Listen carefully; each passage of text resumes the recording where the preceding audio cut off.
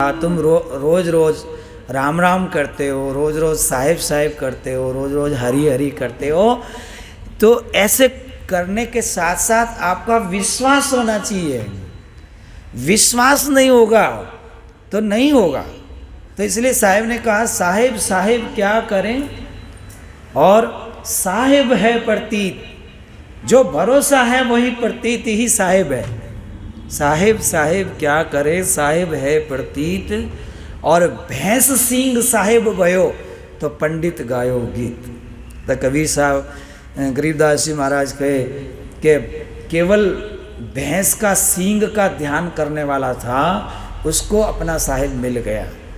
जो कभी स्कूल नहीं गया, कभी पढ़ा नहीं, कभी पोथी भी नहीं पढ़ी उसने, और केवल प्रतीत के कारण, केवल भरोसा के कारण, केवल लगन के कारण उसको मालिक मिल गया। जो भैंस चराने वाला था कभी पढ़ा लिखा नहीं था।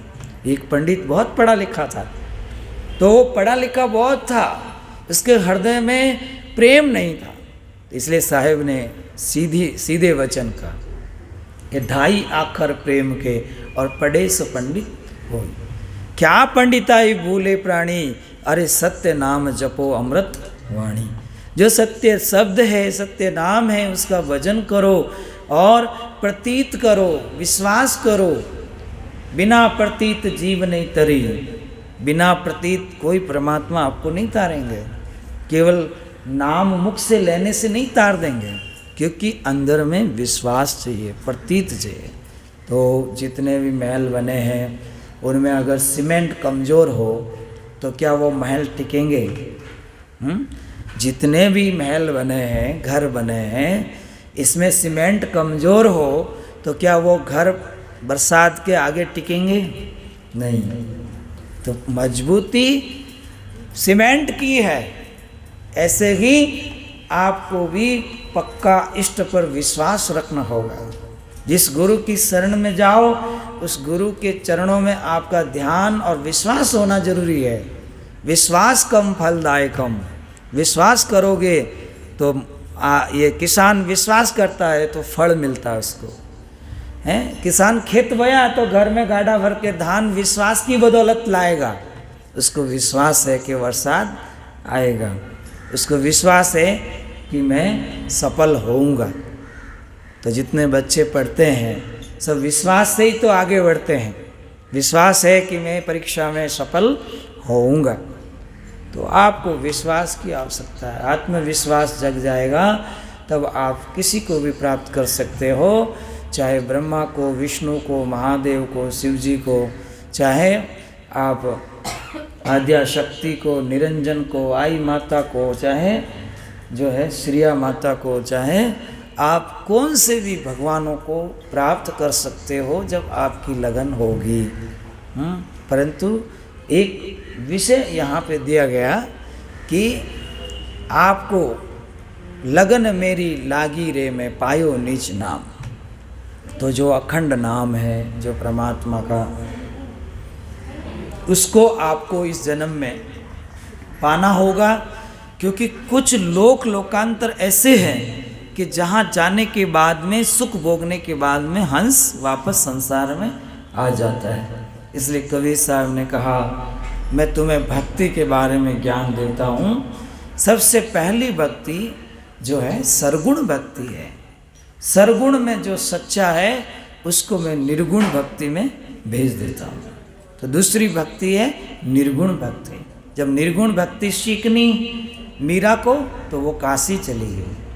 भगवान का आदेश हुआ कि आप गुरु धारण करो, तो वो गुरु धारण करने गई रविदास जी के पास, कबीर साहब के पास। तो कबीर साहब ने कहा कि मीरा तेरा लेख रविदास जी से है, इसलिए तुम रविदास जी की शिष्य बनो। जब रविदास जी की शिष्य बनोगे तब तुम्हें आगे का बोध होगा, आगे का ज्ञान होगा। तो राम कसम से कौन बड़ा हूँ तो गुरु कीन, और 3 लोक के वेदणी गुरु आगे आधीन।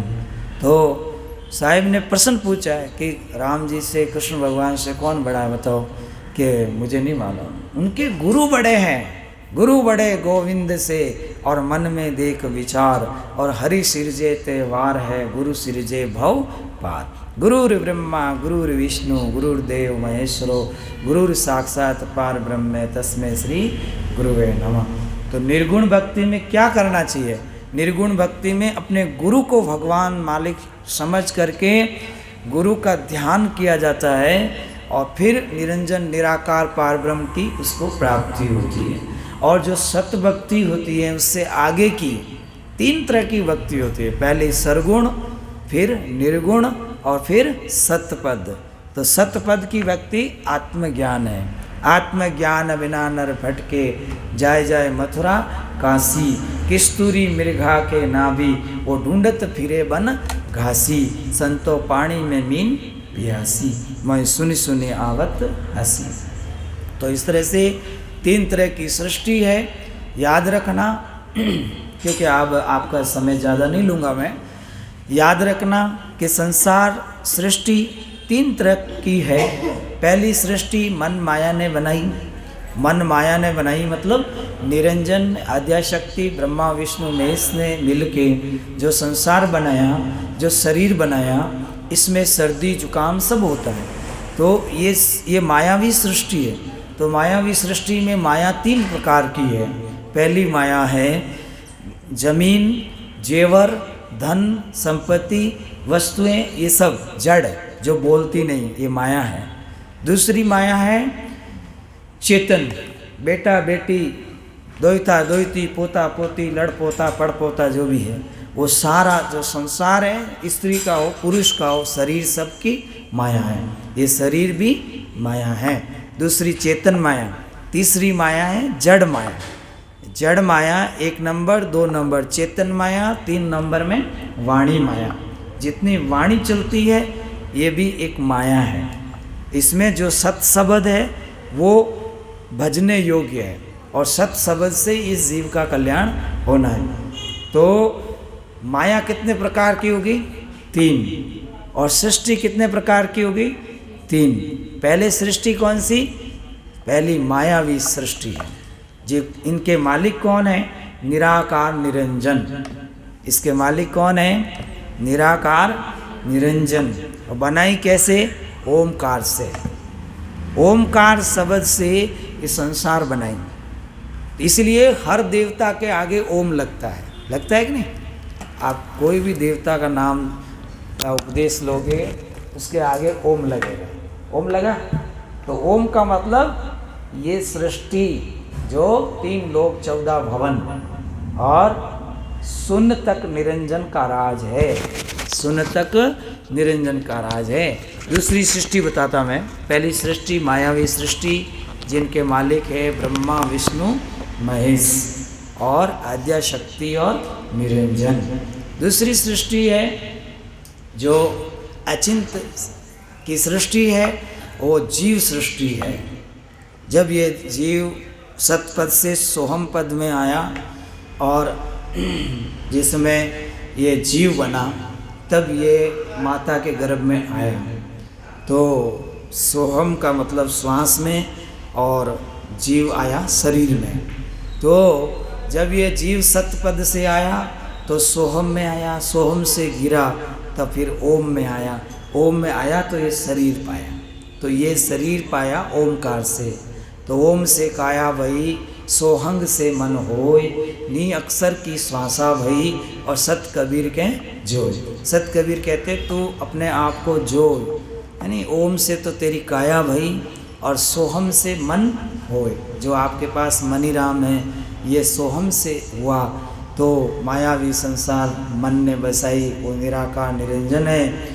और उसके आगे अक्षर ब्रह्म की सृष्टि, अर्थात आगे की जो सृष्टि है वो जीव सृष्टि है, और उसका मालिक अचिंत पुरुष कहते हैं। और उसके आगे जो हंस है वो है सतलोक में रहते हैं। अमर लोग से आए बंदे फिर अमरापुर जाना, और कहत कबीर सुनो भाई साधो ऐसी लगन लगाना। तो आगे की जो सृष्टि है तो वह हंस, जितने भी हंस है आत्मा हंस, तो वो अमर लोक के रहने वाले, तो उसको ब्रह्म सृष्टि कहते हैं। जो 16 ब्रह्म हुए उनका अलग अलग उनका ब्रह्मांड है, अलग अलग वो रहते हैं। बस ये निरंजन की सृष्टि में ही अकाल मृत्यु होती है, इस निरंजन की सृष्टि में ही ये संसार व्यवहार होता है। बाकी जो सृष्टियाँ हैं उनके अंदर अलग अलग उनका नियम कानून होता है। तो आपकी आत्मा सत्य से गिर करके अभी इस ओमकार में आई हुई है, इस शरीर में आई हुई है। तो इस शरीर में भी ब्रह्मा के देश से पैदा हुई और मृत्यु लोक में आई। तो मृत्यु लोक अमर लोक का हंसला मृत्यु लोक में आई। कहवे कबीर सा धर्मदास ने और सोहम बीण बजाई। आया व्यापारी सतनाम का हटिया चालो मेरे भाई। सोहम शब्द अक्सर मूल है, सतगुरु हाट लगाई और चतुर चतुर सौदा करे और मूर्ख पछताई। आया व्यापारी सतनाम का और हटिया चालो मेरे भाई। तो ये मीरा की कथा हमने क्यों सुनाई? क्योंकि ये आपकी भूमिका बनाएगी, भक्ति करने की भूमिका बनाएगी। जैसे सबसे बड़ी तलवार होती है कि सुई होती है? सबसे बड़ी तलवार होती है कि सुई होती है? बताओ क्या होती है? तलवार बड़ी होती है, पर सब जगह तलवार काम में नहीं ली जाती। जहाँ पर सुई काम आएगी वहाँ पे सुई से ही काम होगा। अगर आपके पाँव में कांटा चुभ गया तो वहाँ पर तलवार काम नहीं आएगी। इसलिए आपको भूमिका पार करोगे तब सतलोक का आपको अनुभव होगा। अभी तो आपको भूमि का जमाना है, प्रतीत करना है। मकान अभी ऊपर आया है, जब वो मकान आगे आगे बढ़ेगा तब मंजिल बढ़ेगा। तो नीचे की मंजिल जिसकी अच्छी है, मीराबाई ने जो भक्ति की, तो उसकी सच्चाई देखकर, मीराबाई की सच्चाई देखकर, उसका ब्रह्मचर्य देखकर, उसका त्याग देखकर, मीराबाई का जो है सात्विक अहंकार हट देखकर, और कबीर साहब ने उनको आशीर्वाद दिया, प्रसन्न हुए और साहब बोले कि तुम रविदास जी की शरण में चली जाओ। तो रविदास जी सतगुरु मिलिया माने पूरा दी सुकरी सीर। तो उन्होंने फिर उसको आगे का रास्ता दिखाया और सतगुरु कबीर साहब के सानिध्य में मीराबाई जी रह करके नी अक्षर की प्राप्ति करके अमर लोक चले गए। तो सतगुरु मिलिया सब दुख विछड़िया। तो सतगुरु की भक्ति करते करते सभी दुखों का अंत हो जाता है। इसलिए ये सीढ़ी सीढ़ी से हमें चढ़ना होता है। इसलिए कथा करो करतार की, और जिस कथा में आपको सीखने को मिले वो कथा जरूर सुनो। वो कथा सुनने से आगे नाम लेने में प्रीति होती है, नाम का प्रकाश होता है, दृढ़ता जमती है। इसलिए आप कथा सुनने का सदा स्वभाव रखना। बोलो सतगुरुदेव की जय। आज इतना ही। ठीक।